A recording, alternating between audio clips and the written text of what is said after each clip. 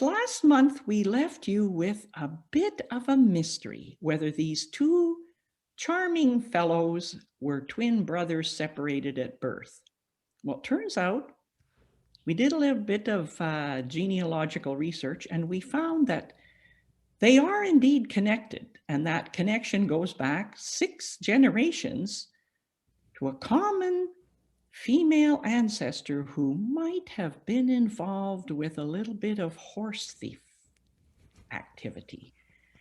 But regardless of that, they're here today to have some fun. So let's relax as we listen to Nathen sing us into meditation with Amazing Things by Jana Stanfield and Megan McDonough.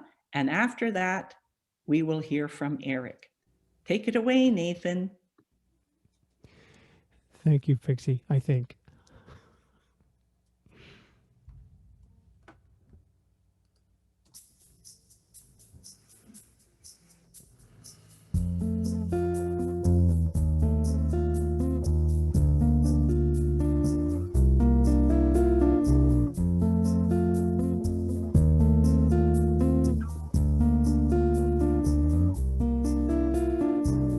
You will do amazing things with the choice each new day brings. And with every step you take, bless the progress that you make. The reason you live is there in every gift you give. Love your life, love your dreams. You will do amazing things.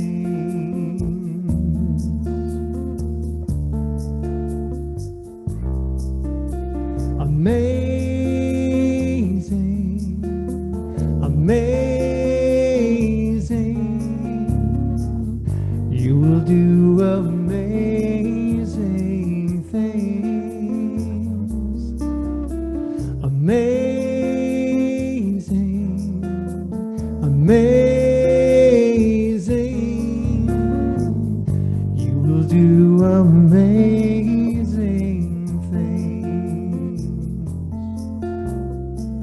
All the places you will go and the people you will know. Don't worry when or where or how. You don't need to know that now. You're on the right track. No need to look ahead or back. And just enjoy what this day brings. You will do amazing things.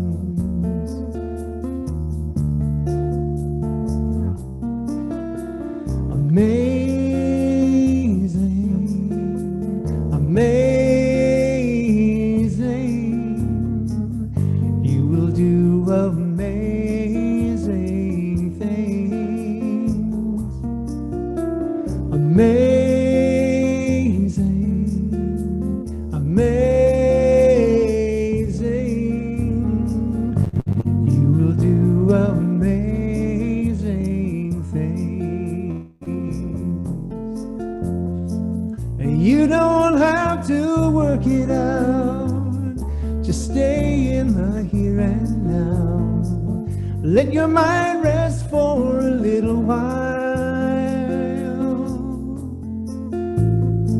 Sometimes deepest answers come when you're out there having fun. So close your eyes, take a breath and smile.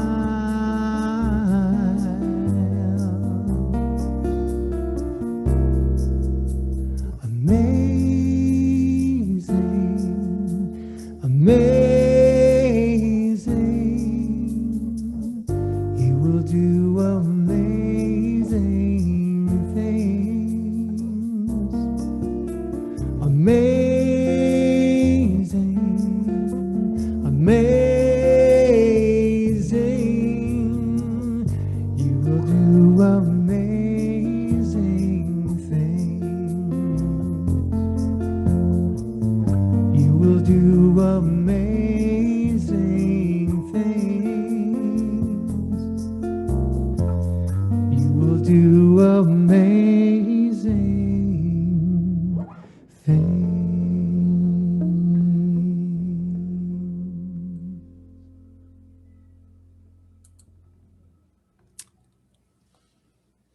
And thank you, Nathen, my brother from 6 generations ago. I invite you to gently take a breath and begin to turn within. Eyes open, partially closed, whatever feels comfortable for you.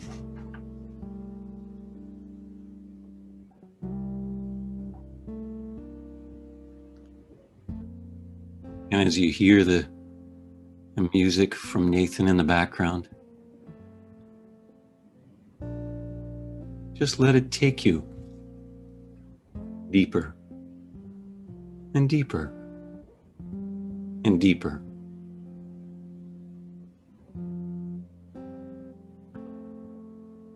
And take another breath.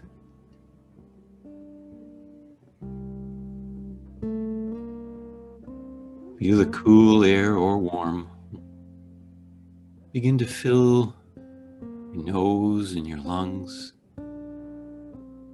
And just watch as that transforms in your body.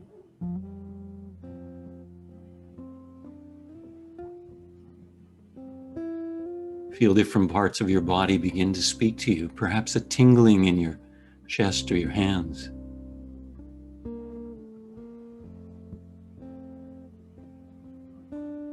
Feel your feet connected to the floor.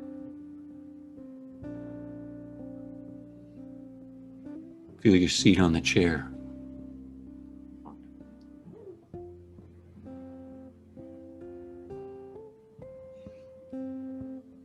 And begin to let that deeper place inside of you begin to speak to you. Perhaps it's a wave of joy or a smile.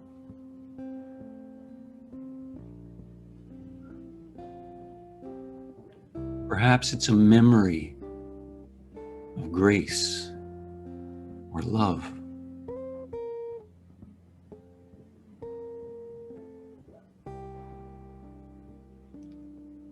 Or maybe it's a longing to know God, the eternal self within each of us.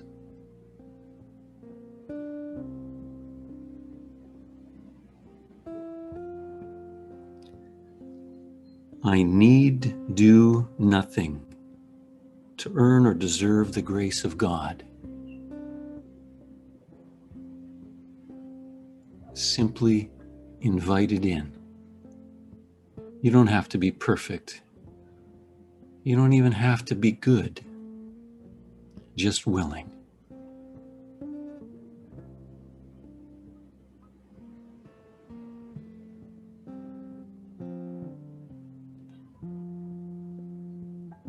I'm going to say a few statements and just see what resonates for you. The power of my thoughts and words moves me closer to the truth of my being.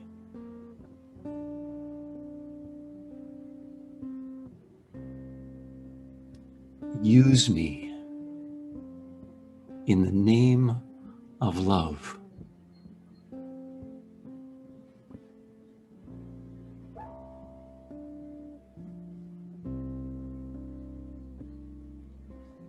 I am willing to accept healing for myself.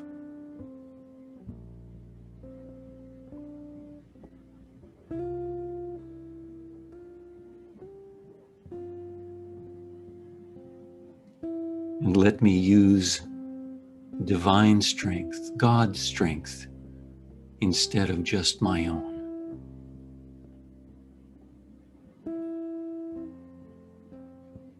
Let those words speak to you and see what comes up for you as we tune in to a few moments of silence.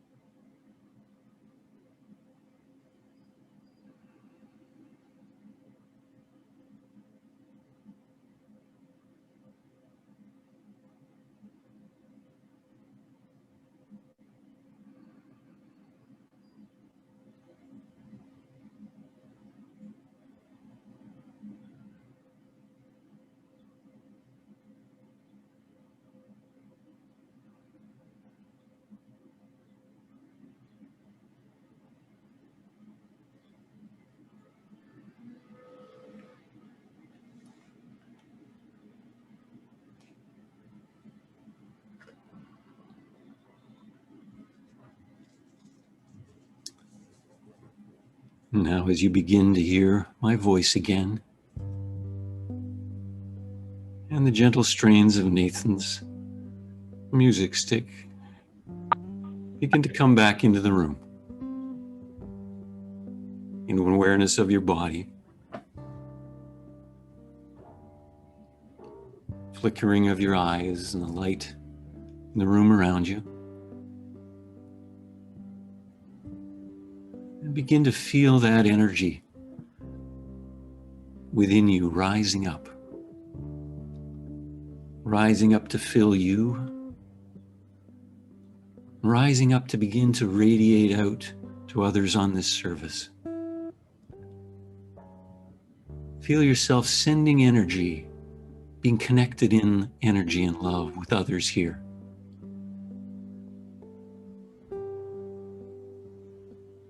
Begin to feel that energy moving out from our service to others in our communities, in our city, our town, wherever you are.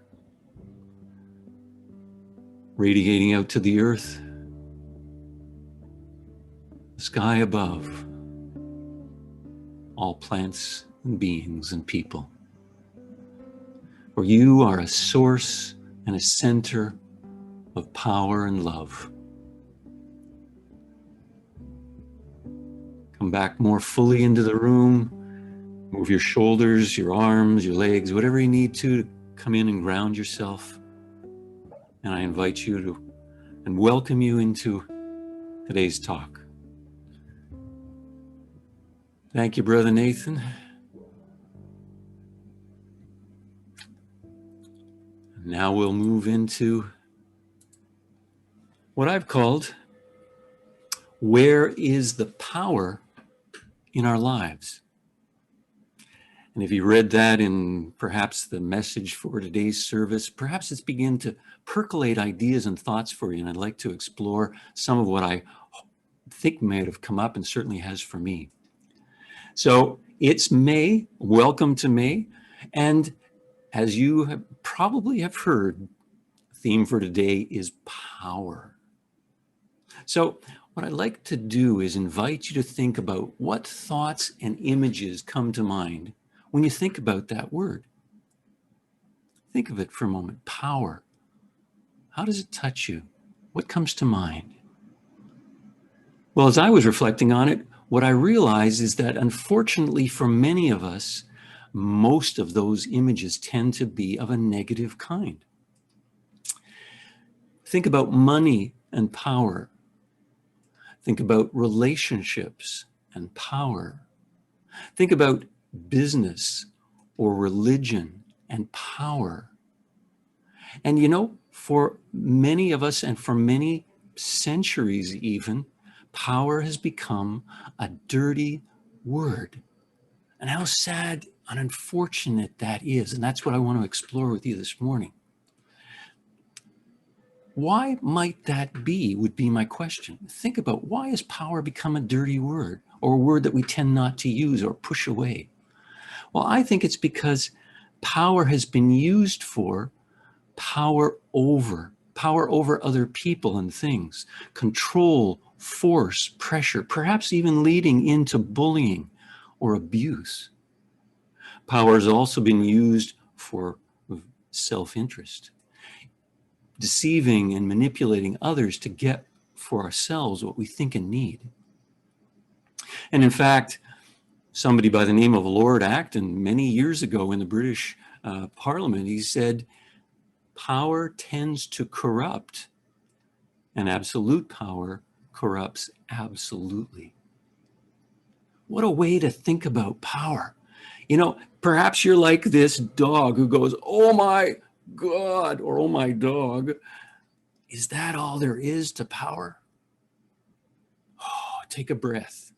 Send that power out, because I'd like to bring in another kind of power, and that's really what unity is about. In unity, the idea comes, and really a foundational belief, that all power actually comes from God, the original source of life and good and love in the universe. Eric Butterworth, one of the primary teachers of unity and from the 1960s on through the late part of the century, wrote this: "There is only one presence and one power, God, the good, omnipotent." And in fact, he was just capturing something that has been a teaching of unity for more than a century.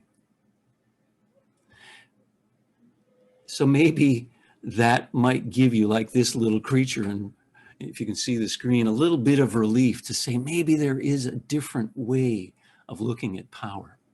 And that really is what I want to do with you today.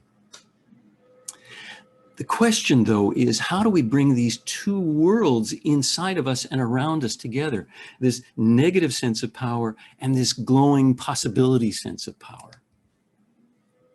Well, for me, the wisdom of A Course in Miracles speaks very deeply because it speaks about the fact that as human beings, we have what's called a split mind. We have, as I've spoken about in other services, our small self, our personality self, our human self, our sense of things, but it's also then we have a larger side of ourselves, our larger self, our universal or Christ self. Our small self sees itself as limited and lacking. Have you ever felt that way in your life? That's the small self speaking to you. It sees itself as grounded in fear. In fact, it wants to hide that idea. Actually, it doesn't want to see the fear, but it is based in fear and lack, limitation and separateness. Our larger self is just the opposite. It sees itself and knows itself as unlimited, and it feels rich inside with possibilities of what the future can hold. It will do great things. It knows itself to be love-centered and connected and whole with the rest of life. How can it be that we have two such opposite sides within us? That is the spiritual challenge. And each mind sees power in a different way. The small mind, for example, the small self, sees power in this way: we don't have enough of it. Power is out there. It lies in other people and other things. In fact, everything and everyone else has power more than I do. And let's take that in a practical sense in our world today. We look at things like COVID, illness, money, the economy, people around us, people in places of power, even the weather. The small self sees things this way: all of these have power to hurt or control my life in some way. Is that the way you feel about those things sometimes? Don't push it away, just acknowledge it. Don't resist it, but welcome it in. Because when we see that that's the truth of some part of our mind, then it gives us a choice to see something differently. When we acknowledge that it's this mindset that pushes us to have power or try to have power over others, or amplifies our self-interest, me, what do I need? It's just an opportunity to begin to recognize that maybe we don't want to just live from this place inside. Now let's see how the other side of us looks at power, our large self. I'd invite you into thinking about that thing we say each service called the prayer of protection. And one of the lines is, the power of God protects us. I am that power. I am that power. Why? Because I am a child of God. I'm a creation of the all-powerful source of life in the universe. If we really began to think of ourselves that way, wouldn't it shift our thinking dramatically in how we show up in the world? Nothing in the world has power over my true self. that self is within me because I am still and always be as God created me. That's a statement from A Course in Miracles. Wouldn't it be amazing if we thought that way? But then the other side of us will throw up this question. Really? Are you kidding me? That's not our experience of the world, is it? And so that's the purpose of using these 12 powers throughout this year and at any time or day or moment in your life. It's to help us to grow into our larger truth, our larger mind, our true self. These are the 12 powers as they appear on the screen that we're exploring this year. Words like faith and love, understanding, zeal, or life. Those 12 powers, and there are many others, can help us to flip the switch to our larger mind. And you know, Pixie Hobby a couple of weeks ago, if you heard her talk, had this great idea that these are our spiritual power tools. Not to be confused with these power tools, of course, the chainsaw, the electric drill, the power stapler. Anybody use one of those? You really start to feel the power. Not to be confused with those, but this kind of spiritual or human power tool, the power of caring, the power of imagining, the power of healing, and the power of prayer or meditation or turning within and seeking our source. We can do it at any age, right? To understand this kind of power better, I'd like to explore with you 4 ways of looking at power. I'm going to do it quite briefly with 4 statements. The first one is the power to change ourselves. Our thoughts, our choices, and our actions. As we begin to discover the power that we have through those 3 things, thought and choice and action, we begin to recognize how we can change how we treat others, ourselves, and the entire world around us. And just this awareness shifts us to that larger mind. We become a source of power instead of the effect of other people's power or the power of other things in our lives. And in 12 powers terms, these are the qualities of will and strength. To the will, the willingness and the strength to shift our mind when we see we're in ego or fear and turn towards love and giving. The second lens that I look power through is the power to open to our larger self. Opening to love, for example. Opening to receiving compliments. Open to somebody else is expressing love to us. Opening, as my friend Austin did, as I talked about last night, to sending out love, radiating out love to the world.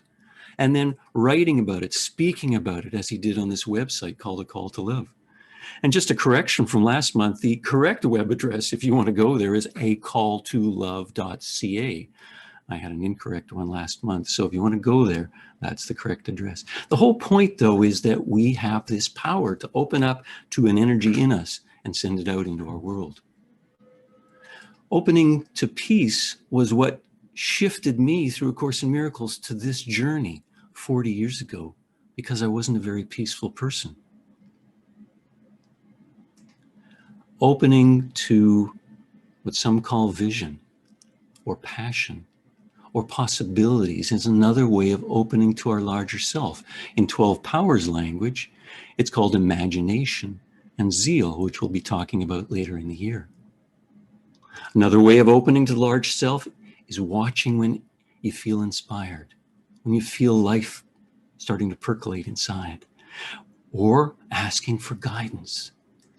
These 2 come from that quality of wisdom of the deeper self speaking to us and guiding us on a more powerful and loving path. And then another one is just trusting and trying the ideas that come to you. Because when we use the faith of trusting in that inspiration, it creates a different experience of our world. The third statement, the power to release our smaller self. It's not enough to just go towards God. The Course in Miracles says that we actually need to remove the blocks to the awareness of love's presence inside of us. Now that just seems like a strange idea, but if the truth of our being is love, and we don't experience it that much, there must be something in us that's blocking it. And that's really what this one is about. Maybe it's letting go of false beliefs about ourselves, that we're weak or dumb or stupid, that our voices aren't worthy of being heard, that we shouldn't speak up because of an old message a teacher or a parent gave us, or a spouse. Those are the blocks to love's awareness. We can find ways to release that. It's releasing the negativity that we focus on, or the things that we give our power to, like that weather, like that gray day, like that COVID. It's releasing others in thought as we see and judge other people as negative or bad or dumb or stupid or not worthy, to catch ourselves and to say, no, that's not the truth of who they are. I want to remember the truth. Let me release this thought and begin to see them through divine eyes.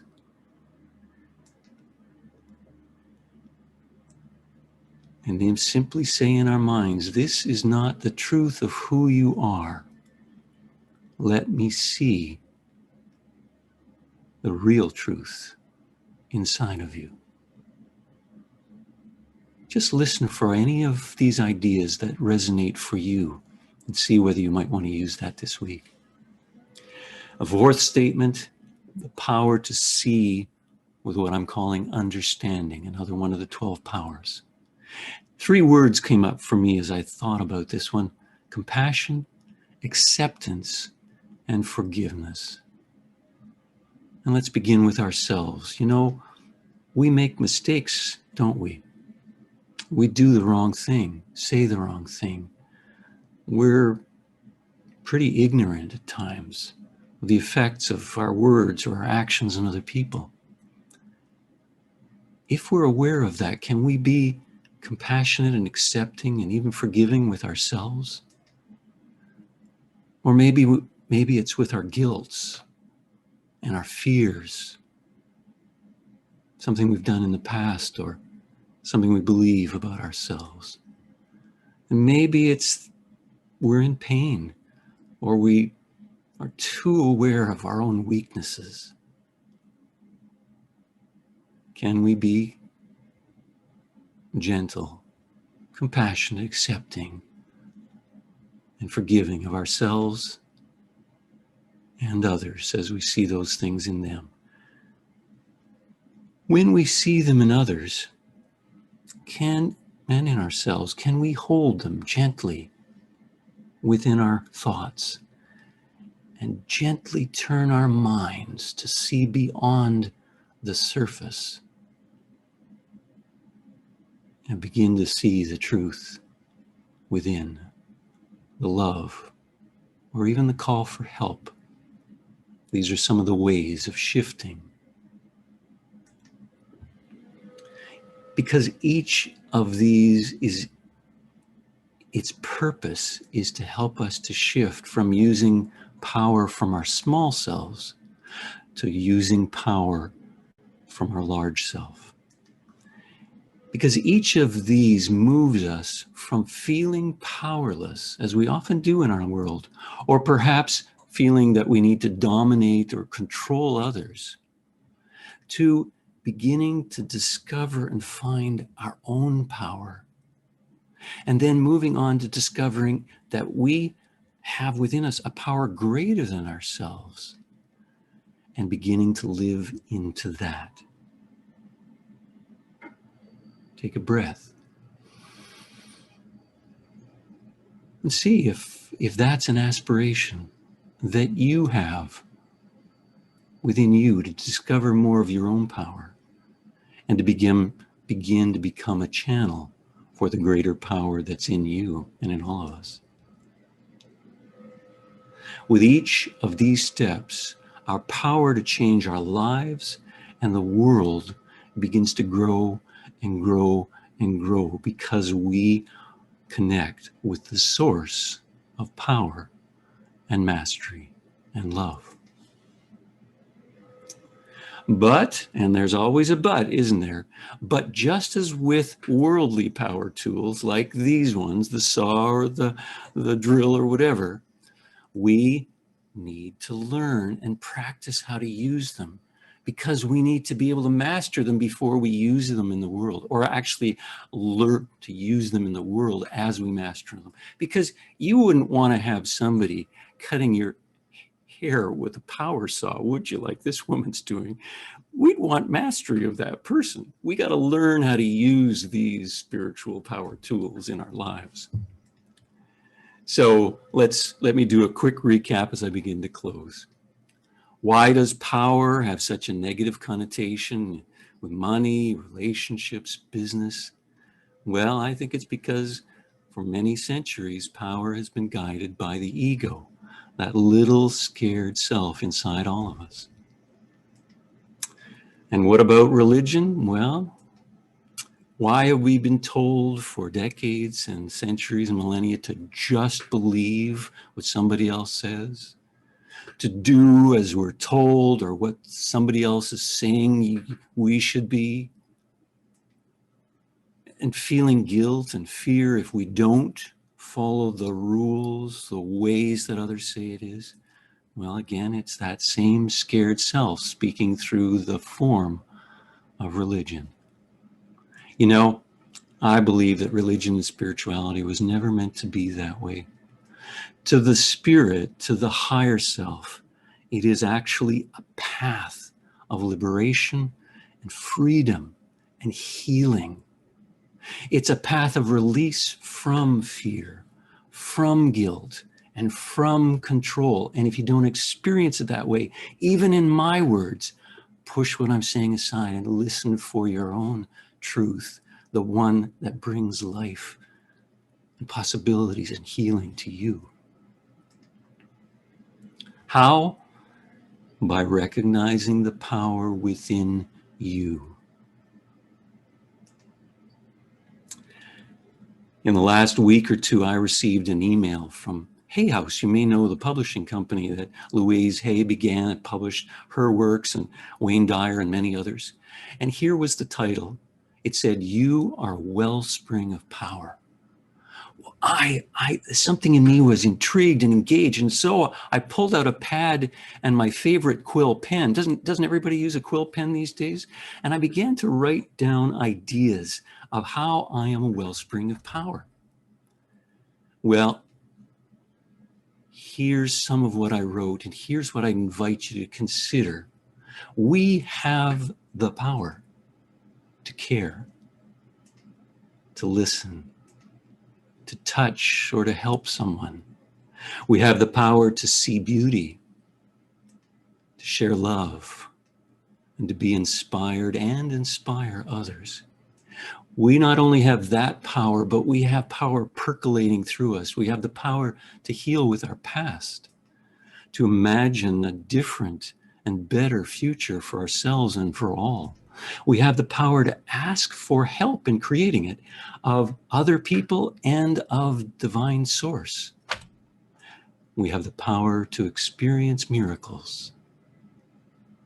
And we have the power to know the presence of the divine, of God, of love in our lives. So I invite you this week to imagine yourself as a wellspring of power and ask yourself two questions. What power for good do I have? And how will I use that power this week? With that, I invite you to take a breath, sit back and reflect on those ideas, and begin to use your power to listen as we listen together to Brother Nathen and singing One Power by Daniel Nahmod. Beautiful as always, Eric. Thank you.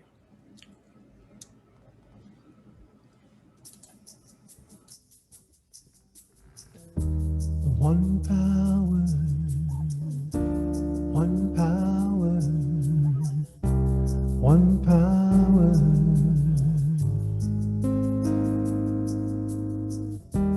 one power, one power, one power.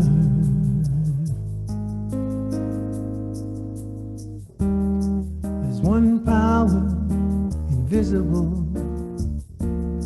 and you see it everywhere and every day.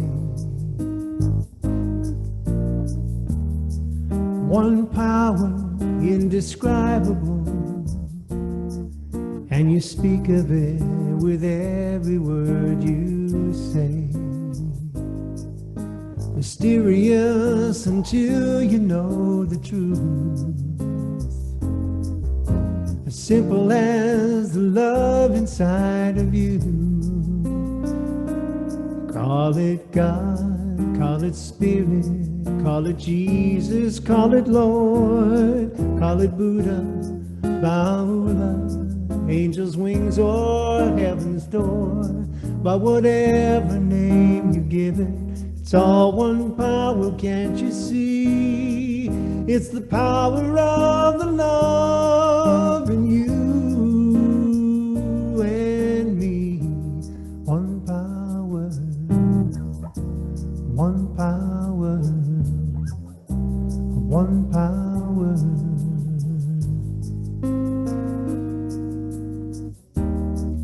We speak so many languages, have different clothing, different colors, different names.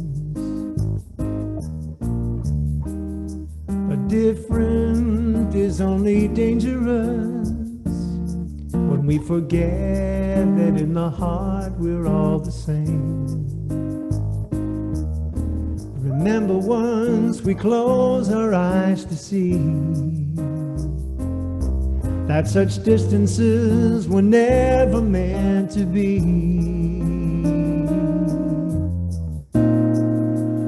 Call it God, call it Spirit, call it Jesus, call it Lord, call it Buddha, Baha'u'llah, Hashem or heaven's door. It's Mohammed, it's your mind, it's your soul or it's your sign. It's the universe, it's music, Mother Earth or Father Time. But whatever name you give it, it's all one power, can't you see? Whatever name you give it, it's the very air we breathe. It's the power of the love in you and me. One power. One power, one power,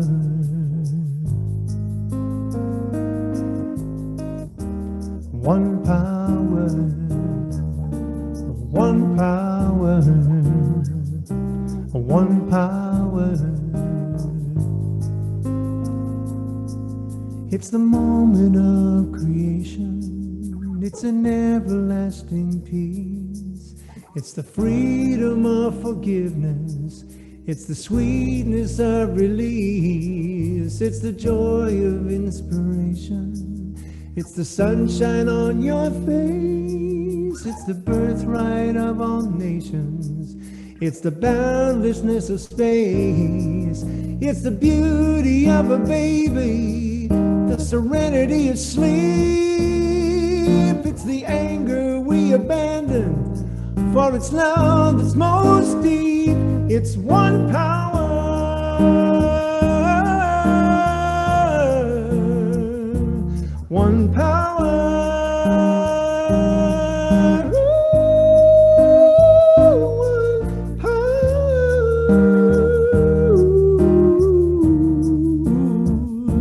One power. It's the power of the love that lives forever in you and me. It's the power of the love in you and me.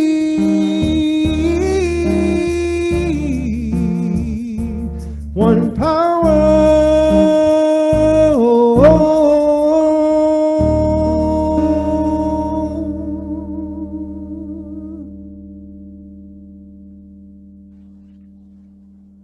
Well, thank you, Nathen, for your heartfelt and uplifting songs. And Eric, thank you so much for your enlightening and reassuring message. We really need to hear that about power.